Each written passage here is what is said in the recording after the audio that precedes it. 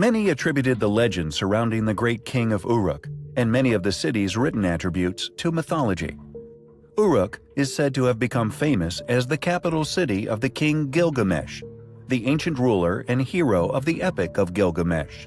It is believed that Uruk was the biblical Erech from Genesis 10:10, the second city founded by Nimrod in Shinar. The Epic of Gilgamesh, written by a Middle Eastern scholar 2,500 years before the birth of Christ, commemorates the life of the ruler of the city of Uruk, from which Iraq gets its name.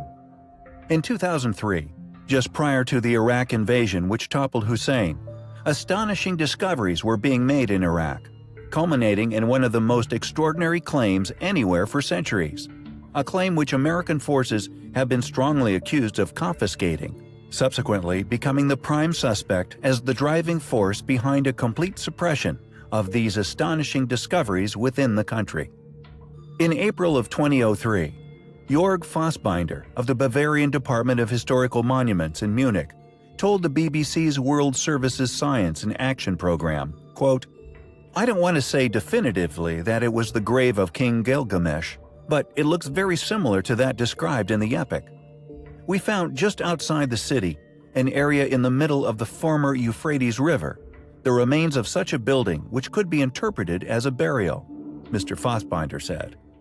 In the book, Gilgamesh is described as having been buried under the Euphrates. He said the amazing discovery of the ancient city under the Iraqi desert had been made possible by modern technology. The most surprising thing was that we found structures already described by Gilgamesh, Mr. Fassbinder stated. "We covered more than 100 hectares. We found garden structures and field structures as described in the epic, and we found Babylonian houses. Here, predictably, is where the story goes silent. Due to conflict within the country, it was largely believed the excavations had been halted. However, it seems that the discovery of King Gilgamesh may not have been made in isolation. This footage was supposedly leaked to numerous places across the internet and has largely been put down as authentic footage of the find. Shortly after this was taken, reports state that American forces moved in and seized the find. Why do the powers that be see fit to suppress such discoveries? The very real tombs of characters long thought to have been mythical, Osiris being but one example among many which have undoubtedly been hidden from the public. Maybe some clues to why his tomb has been hidden lay within the epic and the immense powers Gilgamesh was said to have possessed. He was the fifth king of Uruk, and his power was so mighty, many believe that the stories surrounding him are just myths that were built around his seemingly superhuman strength and endurance. However, serious scholars concluded that the story of Gilgamesh was nothing more than a fairy tale due to the astonishing story. In the epic, the great king is thought to be too proud and arrogant by the gods, and so they decide to teach him a lesson, sending the wild man, Enkidu, to humble him. Enkidu and Gilgamesh, after a fierce battle in which neither are bested, become friends and embark on adventures together. When Enkidu is struck with death, Gilgamesh falls into a deep grief and, recognizing his own mortality through the death of his friend, questions the meaning of life and the value of human accomplishment in the face of ultimate extinction. Casting away all his old vanity and pride, Gilgamesh sets out on a quest to find the meaning of life and, finally, some way of defeating death. In doing so, he becomes the first epic hero in world literature. The grief of Gilgamesh and the questions his friend's death evoke resonate with every human being who has wrestled with the meaning of life in the face of death.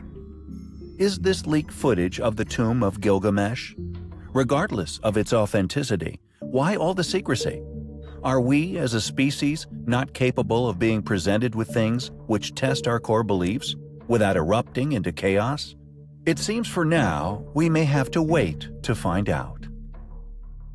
To me, it seems like, because if you look at that body in that tomb, whether that's real or not, we'll say it's real, right? That was not a body of a giant. You could tell from the hand that you could see in the shot. So that was just the body of a man, obviously. A man that died and was preserved for a long time. But unless he was a giant and shrunk, he's not a giant, which tells me that did he probably really have superhuman strength and all that? No. I think maybe for his time, he was probably the most incredible guy in the village. You know what I'm saying? Like, I think that if you look at this with logic, okay, you could come to find, and if you really read a lot of information about our history, you will maybe come to find that we may have been fooled by people with a lot of money and influence, just like we are now. You know, so like right now, for example, we are being fooled by like the Challenger explosion and the moon landing and all this crap that we are being fooled by. We didn't do this stuff. We didn't land on the moon. That's insanity. The moon is not a rock floating around. And that's been proven now. All right, so it's just silliness. But there are a lot of people that believe that NASA landed a man on the moon. So in 1,000 years from now, they could prop Neil Armstrong up to be like some, you know, alien. Really, they can do whatever they want. He's the man that landed on the moon and he made his own spaceship. They can say anything because that's how like, and I'm not trying to be mean, but that's how dumb a lot of people are. They don't use their brain. They don't think. You know, if you start to read about where like civilizations really started, and there's an interesting book called The Priesthood of the Elis, and the gods were known as the Elis, okay? But the Elis and the gods lived in the Eels. But when you learn, the Eels are just the hills. They were the hills. In the Elis were the gods that lived up on the hills. They were thought to be gods because they had power and influence and money and you know, I mean, not money at that time, but whatever was valuable to them at that time, gold and land and all that. And they were looked at as gods. Were they actually gods? No, they were people with influence. Do you see what I'm saying? So it's just interesting. It really is. It's very interesting when you look back into our past. I would imagine if you found the body of Gilgamesh and the stories were true about Gilgamesh and Nimrod. I mean, the story about Nimrod and the story about Gilgamesh, this is the same person also as Osiris. This is all connected through mythology. And I'm pretty sure that that man in that tomb was not chopped up to bits and pieces and then he put himself back together magically and then lived a crazy life and then died and put in a tomb. I mean, that doesn't make any sense. So these men were most likely men. And just like the story tells you, they were great men that did great things. He traveled the world. He was probably an unbelievable hunter and fast and amazing at riding horses. Who knows? And then he got godded. All right, turned into a deity. He got deified. All right, and that's what they're doing today with NASA and with all of these characters, man. Elon Musk in 1,000 years is going to be in the new Nimrod. It's all nonsense. Learn the mythologies and understand what they're trying to tell you in the first place. These mythologies, all of this mythology was written to try to explain to you about the human body because they didn't have the words for it. They didn't have the scientific technologies for it, but they certainly knew some friggin' unbelievable things. They understood that the Holy Trinity was the hypothalamus, the pineal gland, and the pituitary gland. They understood that that was the Holy Trinity of the brain, and they made characters for it and storylines that just go forever and ever and endlessly. So you have to start to use like common sense, and you have to start to learn where all these words came from and who these characters are and who they're connected to through mythology, because you're going to see the same thing with Jesus. He's connected to archetypes galore. I mean, it never ends. That's a motif. The death of Christ on the cross and being born again, that is a motif that has been told for thousands and thousands and thousands and thousands of years, because it's based on the sun in the sky, the winter solstice, and what the sun actually does, its movements in the sky. when you learn the story, it makes sense. Same with the story of Lucifer and all of it. Luz means light in Latin. Lucifer is the planet Venus. I have a dictionary back here. My mom got me. It's a late 1800s dictionary. She got it for my birthday. It's an awesome present. And it says straight up, Lucifer, definition, the planet Venus, the bright morning star. It tells you. We have been tricked and deceived and fooled with stories and nonsense just so to keep you further and further away from actually having God in your life. Because God is inside of you. And if you're constantly seeking outward and constantly reaching outward and trying to find him out here, you're never gonna get with him. Or you're never gonna get with God. And it's never going to change you. It's never going to affect change in your life. You're never going to, it just won't. And I know that, man. I went to church. I went to Catholic school for 9 years. I went to church all the time. I became a Christian after a Catholic because I thought that was the way, and got baptized as a Catholic, as a Christian after my first communion, after I got confirmed, all of it. Then I became a Christian, and I thought that was the answer at first, and everything was fine and dandy at first until it wasn't. And then I realized, what is going on here? Why am I still not learning? Why am I still being told things that just aren't true? It's because no one wants you to know the truth. These priests, these pastors, they don't want you to know the truth because then you don't need them. This is why I don't even charge for my books, because I don't believe that it's right. This is all information that we are entitled to. We should know this. And every bit of information we've received since this information, it's all nonsense. All this crap. There are liars and deceivers all over the place. And most of the people that are lying to you, they've been lied to. They don't even know they're lying. They're just repeating nonsense. So it's up to you to learn. It's up to you to understand that meditation, quieting the mind, quieting the thoughts, quieting the intrusive thoughts, and just silencing the mind, calming down the storm. Your brain is an ocean. You are made of like 70% water. There's salt in you. There's salt water. There's a literal ocean inside of your brain that is total chaos. And there is a 7-headed beast inside of your body called the chakras.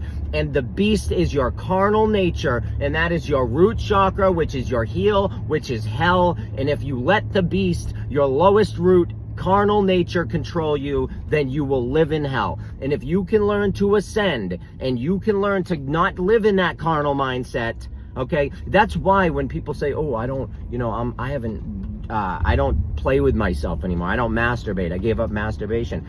And it's like, that's definitely one way to help, because masturbating is carnal minded, because you're stuck in lust. You're stuck in that. So if you can get beyond that, then you can start to activate the pineal gland, because then the Christ inside you will rise. And the word Christ goes back to the word Christos, which means oil. So the oil your brain produces, the melatonin, okay, which creates colostrum, which is the Santa Claus, Saint Claus. It's the secret colostrum that goes down your 33 vertebrae and is lit by the solar plexus and rises up and ignites your pineal gland. The pineal gland, scientists have explained it as, they say it almost looks like a pile of sand, and when it is activated, it crystallizes and turns into a crystal, and then it receives signals, because that's what crystals do. Okay, crystals are a great conductor of different things. So crystals receive signals from the sun in the sky. All right, that's what the sun is. It's a photon. A photon is light signals. It's light signals. That's it. So photon is the sun. The sun is the light of God. And the sun, the light of God, okay, the risen Savior, the light of the world that brings all life to the earth, that is shining down. And when through meditation, through the sun produces melatonin, for crying out loud. This is beyond mythological at this point. And when you can learn to read the Bible, you will understand that these people that wrote it, these Greek Gnostics, these mystical men that wrote this book, were trying to explain to you what's going on inside your brain. And they had to do it through parables, just like Jesus says in the Bible. He has to speak in parables because people don't understand what he's saying. And it's probably quite true, probably because maybe they didn't have the scientific terminology for it. They didn't know. They didn't have doctors and scientists like that that knew exactly the names of things. They said things through stories. Not to mention, even if he did know and he was saying, well, you know, it's actually the hypothalamus and the this and the that, people are going to say, what are you talking about? What the hell is the hypothalamus? And it doesn't make any sense. What are you talking about, Jesus? So they told stories. Not to mention the fact that the kings and the Pharisees did not want real information being told to the people because it's powerful. Because look what happens. You can use this information to enlighten yourself, to get closer to the universe, to start to flow with nature, to start to be able to manifest things and start to be able to control your reality around you. That's powerful. And I believe that that is what these type of people, King Nebuchadnezzar and all these people did. They used this power, this knowledge to control society, and they're still doing it today, and we're still sleeping right through it. You think? Or no, I'm gonna wait for Jesus to come back. I've asked people, are you meditating? Are you silencing your mind? Are you understanding thoughts and how when you silence your mind you can create a thought and create intention? And as long as your mind is silent, when with the intention, it's powerful. Like throwing a rock in a flat bed of water versus throwing a rock in a hurricane storm. You're not going to see the difference. But when you calm the water and you toss the stone, it splashes. You're creating intention when you're calming the mind. If you could start to do that, then you can learn to manifest and control your entire, surroundings. And I do, like I said, believe that that is what those folks were doing. And they were lying to people. They were taking advantage of people and stealing from people. And it's been a battle. And then the church came out, and the church was like, they started giving names to this, like necromancy. Because they knew that people were taking advantage of people, magicians were pretending to do all sorts of stuff to be deities or gods to have power over people. Like the Illies, okay?